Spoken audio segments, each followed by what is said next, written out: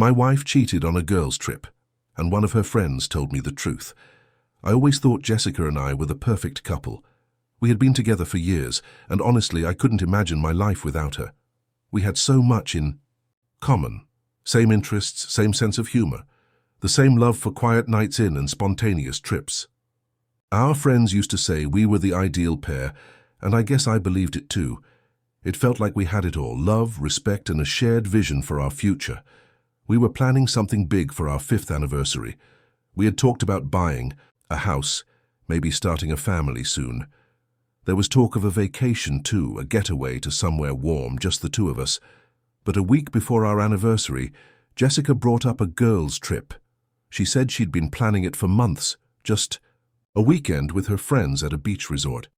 She reassured me that it would be a fun break for her, a chance to unwind before our big plans. At first I was supportive. "You deserve it," I told her. "Go, have fun." I kissed her goodbye with a smile, even though something inside me wondered if I'd miss her more than I cared to admit. The first few days of her trip were fine. She sent me photos of her lounging by the beach, looking carefree and happy. But then things started to shift. Her texts became shorter. Responses were delayed, and when we spoke on the phone, I noticed a slight distance in her voice. It wasn't like before, where we'd chat about everything. Now, conversations felt strained. At first I brushed it off. She was probably just caught up in the fun of the trip, right? But then my friend Dave said something that threw me off.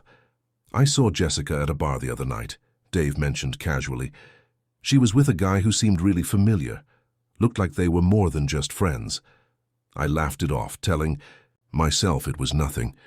Maybe she knew him from the resort. Maybe it was a group thing, right?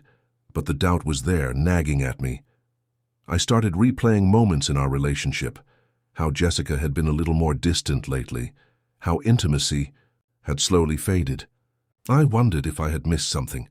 Had she been unhappy for longer than I realized? The more I thought about it, the more questions I had. Then, about a week into her trip, Chloe, one of Jessica's closest friends, called me. I never expected to hear from her. I knew she and Jessica had been close, so I answered, thinking it would just be a casual chat. "Evan, I need to tell you something." Chloe's voice was shaky, almost panicked. "It's about Jessica. It's about the trip." My heart dropped. "What happened?" "I've been struggling with this," Chloe continued, "but I can't keep it from you anymore. Jessica, she cheated on you. She hooked up with someone at the resort. I saw it happen. I couldn't breathe. It felt like the ground beneath me was shifting." "What?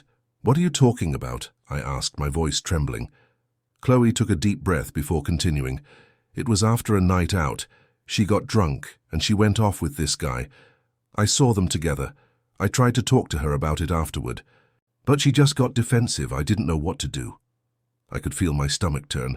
I wanted to deny it, to say it was a misunderstanding, but Chloe's words cut through me like a knife. "Are you sure?" I asked again, needing to hear it, needing to believe it. "I saw them together, Evan. I couldn't keep this from you. I couldn't process it. Everything I thought I knew about my marriage, about Jessica, felt like it was unraveling before my eyes. How could she do this to me? To us? The woman I trusted more than anyone in the world had betrayed me. I spent the next few hours sitting in silence, going over every moment in our relationship, our first date, our vacations, our late-night talks, about the future. All of it now felt like a lie. I called Chloe back. She's been texting him, hasn't she?" I asked, my voice barely above a whisper. "Yeah," Chloe admitted, her tone thick with guilt. "They kept in touch even after she got home. Jessica never stopped talking to him." The weight of it hit me like a ton of bricks. This wasn't just a one-time mistake. It was a full-blown affair. She'd kept it going even when she was back home with me. I didn't know how to feel anymore, betrayed, angry, confused. I knew what I had to do. I couldn't sit on this any longer. I needed answers. When Jessica came back that night, I didn't greet her like I normally did.